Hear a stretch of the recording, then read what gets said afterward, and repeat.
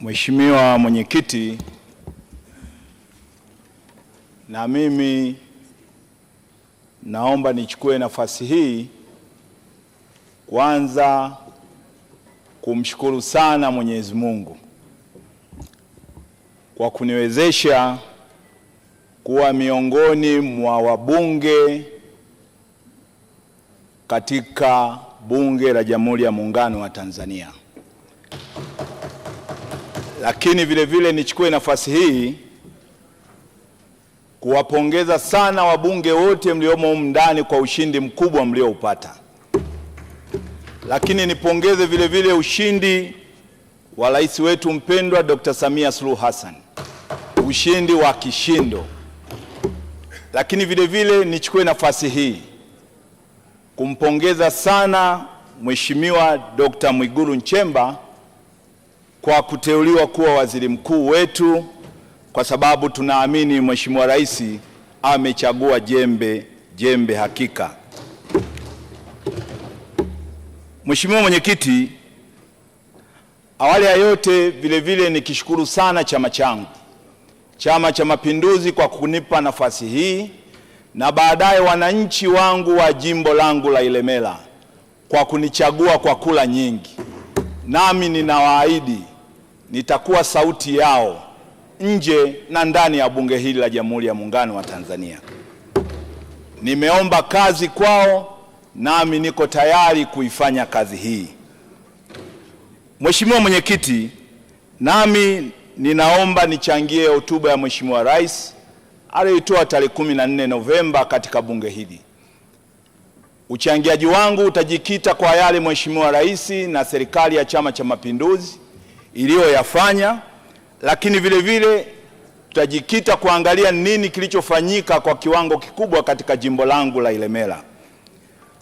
Mheshimiwa Mwenyekiti, ukiangalia Katiba ya Jamhuri ya Muungano wa Tanzania ibara ya 8(1)(b) inasema lengo la serikali ni ustawi wa wananchi. Kwa hiyo serikali yeyote ni lazima iangalie ustawi wa wananchi wake. Ustawi huu nausema ni katika maeneo mbalimbali: eneo la miundombinu, eneo la afya, eneo la elimu, pamoja na huduma za msingi kama vile maji na umeme. Huu ndio mwanzo na msingi mkubwa wa ustawi wa wananchi. Kwa hiyo sisi waheshimiwa wabunge tuliokusanyika hapa hatuna budi kuhakikisha haya ambayo nimeyataja hapa tunayasimamia kwa kiwango kikubwa, ili kuleta mapinduzi ya kweli kwa nchi yetu na kwa wananchi wetu katika Jamhuri ya Muungano wa Tanzania. Mheshimiwa Mwenyekiti, na mambo ambayo nitakwenda kuyaainisha hapa ambayo yamefanywa na serikali ya CCM, ambayo yamefanywa na Dr. Samia Suluhu Hassan.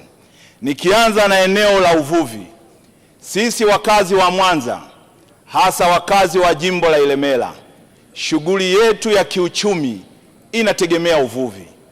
Ilemela zaidi ya kilomita 1080, asilimia 75 ya eneo letu limezungukwa na maji. Maana yake shughuli yetu sisi kama wananchi wa jimbo la Ilemela ni uvuvi, na Mheshimiwa Rais ameleta mapinduzi makubwa katika eneo la uvuvi. Katika maeneo mengine, lakini naomba niongelee eneo la Ilemela.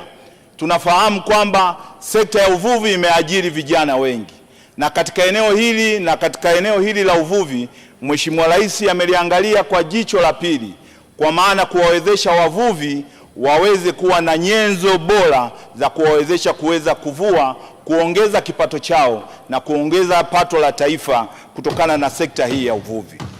Mheshimiwa Mwenyekiti, tunafahamu na nimpongeze sana Dr. Samia Suluhu Hassan. Sisi watu wa Mwanza, hasa wa jimbo la Ilemela, tarehe 23 Mheshimiwa Waziri Mkuu alikuja Mwanza katika jimbo la Ilemela kuzindua mradi wa uokoaji wa kikanda. Mradi huu utakuwa msaada mkubwa kwa wavuvi wetu wa mkoa wa Mwanza pamoja na nchi ya jirani kwa maana ya Kenya na Uganda. Mradi huu wa uokoaji wa kikanda unakwenda kusaidia wavuvi katika ziwa letu Victoria. Wavuvi sasa watakuwa salama, wao na maisha yao, wao na mali zao. Lakini vile vile uvuvi haramu kupitia kituo hiki unakwenda kukomeshwa kwa kiwango kikubwa. Kwa hiyo tunashukuru sana. Hata wavuvi sasa wanapokwenda kuvua, kama hali ya hewa inakuwa sio nzuri, basi kituo hiki kitaweza kutaarifu wavuvi wetu hali ya usalama katika ziwa, na wavuvi hao watakuwa salama. Kama hali ya mawimbi inakuwa mbaya, basi wavuvi hawa hawataenda kuvua. Kwa hiyo imekuwa ni msaada mkubwa sana kwa wavuvi wetu wa mkoa wa Mwanza. Lakini Mheshimiwa Mwenyekiti, niongelee eneo jingine la vijana. Nimpongeze sana Dr. Samia Suluhu Hassan. Ametuamini vijana, na hata ukiangalia wabunge waliomo ndani humu wengi ni vijana. Tumpigie makofi Dr. Samia Suluhu Hassan. Na kwa sababu hiyo vijana tumeaminiwa. Sisi ndio nguvu kazi ya taifa. Nchi yoyote ili iweze kwenda mbele ni lazima iwekeze kwa vijana. Mheshimiwa Rais kwa kulitambua hilo, pamoja na kuwa na wingi huu wa vijana, ameunda wizara ya vijana itakayoshughulikia matatizo ya vijana. Hii ni zawadi kwetu sisi vijana, na sisi wabunge tuliomo humu ndani hatuna budi kumuunga mkono rais wetu mpendwa ili tuweze kuwakomboa vijana wenzetu. Tunafahamu vijana wanahitaji ajira. Mheshimiwa Rais ametoa zaidi ya bilioni 200 kwenda kusaidia vijana pamoja na wakina mama. Na ukiangalia katika eneo hilo hilo, kila halmashauri hapa ina ile 10% ya vijana, wanawake na watu wenye ulemavu. Mheshimiwa Rais kwetu sisi Ilemela ndani ya miaka hii minne tumepata zaidi ya bilioni 4 ambayo imekwenda kwa zaidi ya vikundi 250 ya vijana. Tumpe nini rais wetu mpendwa? Tumpigie makofi. Mheshimiwa Mwenyekiti, eneo jingine naomba niendelee kuelezea eneo la ukuaji wa diplomasia ya kiuchumi. Mheshimiwa Rais katika eneo hili ameendelea kufanya vizuri.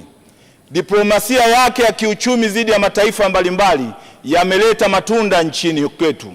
Ukiangalia taarifa na rekodi za TISEZA kwa miaka hii minne, zaidi ya makampuni 915 yenye thamani ya bilioni 10 ya dola bilioni 10.9 yamekuja kuwekeza hapa nchini. Tupige makofi kwa Dr. Samia Suluhu Hassan. Mheshimiwa Mwenyekiti, hii ina maana gani? Sasa Tanzania imefunguka. Tumekuwa na wawekezaji wengi ambao wanakuja kuwekeza nchini kwetu. Lakini sambamba na hilo, eneo la miundombinu ya umeme, Mheshimiwa Rais ameendelea kuweka bidii. Tulikuwa tunazalisha megawati 1600. Sasa tunazalisha megawati 4000. Na ukiangalia hotuba yake inasema kufikia 2030 tutaongeza vyanzo vya uzalishaji wa umeme. Tutakwenda kuzalisha wati 4000 mpaka wati 8000. Kwa hiyo unaweza ukaona mapinduzi ya miundombinu ya umeme yanaongeza uwekezaji katika nchi yetu. Kwa sababu uwekezaji uweze kuwa imara, hatuna budi kuwekeza kwenye miundombinu ya umeme. Tumeona juzi hapa Mheshimiwa Waziri wa Nishati, kaka yangu Deo, tumezindua miradi ya REA hapa ambao tunasema vitongojini kama mjini, ndio kauli mbiu. Sasa serikali ya Chama cha Mapinduzi imefanya makubwa. Tuna vitongoji zaidi ya 1064. Leo vitongoji zaidi ya 1039 vina umeme, na Mheshimiwa Rais ametenga zaidi ya trilioni 1.2 kuongeza vitongoji 1092 kwenda kupata umeme. Kwa hiyo Mheshimiwa Mwenyekiti, ni mambo mengi ambayo Rais ameyafanya. Kwa sisi watu wa mkoa wa Mwanza na watu wa jimbo la Ilemela kwa ujumla, mengi yamefanyika. Ameifungua Mwanza kwa kiwango kikubwa. Kila mmoja hapa ni shahidi, na sisi wana Mwanza tunamshukuru. Mradi wa SGR Mwanza Isaka, tunatamani mradi huu uweze kukamilika na sisi wana Mwanza tuweze kunufaika na treni hii, kukuza vipato na uwezeshaji wa biashara katika mkoa wa Mwanza. Lakini tuna daraja la Magufuli, kila mmoja ni shahidi. Wakati mama huyu anaingia, Mheshimiwa Rais walisema hawezi kulikamilisha hilo daraja. Lakini nikwambie Mheshimiwa Mwenyekiti, niombe sana bunge hili tumshukuru sana Dr. Samia Suluhu Hassan. Daraja lile limekuwa ukombozi wa uchumi wa mkoa wa Mwanza. Tumpe nini? Juzi waziri mkuu amekuja kuzindua meli yetu mpya ya MV New Mwanza. Meli hii nayo ni moja ya vivutio, ni moja ya meli ambayo itakoleta mapinduzi makubwa ya kiuchumi katika mkoa wa Mwanza. Serikali ya CCM imefanya mengi. Waheshimiwa wabunge, tunaomba tuipigie makofi sana. Lakini pamoja na hayo, Mheshimiwa Mwenyekiti, tumeona eneo la kilimo. Serikali imeendelea kuboresha eneo la kilimo. Kila mmoja ni shahidi hapa. Kilimo ndio uti wa mgongo wa nchi yetu, na ukiangalia kimeajiri vijana wengi katika eneo hili. Kwa hiyo naomba niendelee kupongeza serikali yetu katika eneo la kuimarisha kilimo. Imezidi kuongeza pembejeo, imezidi kuongeza mbegu bora ili wakulima wetu waweze kunufaika. Kwa hiyo sisi kama wabunge hatuna budi kuhakikisha tunaiunga serikali yetu mkono ili swala hili liweze kufanyika kwa kiwango kikubwa. Katika swala la ajira, Mheshimiwa Mwenyekiti, naomba nimalizie. Tumeona kwamba katika kipindi chake cha siku 100 ametoa ajira za elimu zaidi ya 7,000, ajira za afya zaidi ya 5,000. Na mimi kama mbunge wa Ilemela nimepata vijana zaidi ya 100 katika eneo la elimu pamoja na afya. Niseme nini kwa Dr. Samia Suluhu Hassan? Palipo na mazuri ni lazima tusifie, na ni namna gani rais wetu mpendwa ameweza kulijenga taifa letu. Kwa hiyo sisi wabunge na wananchi kwa ujumla tunaomba tumuunge mkono rais wetu mpendwa. Anayoyafanya ni makubwa. Kwa hiyo kwa haya anayoyafanya, basi tunaamini taifa letu linakwenda kuponyeka, na lile tabasamu alilolisema Mheshimiwa Rais sasa linakwenda kutimia. Asante sana. Wabunge tuendelee kuiunga mkono serikali ya CCM.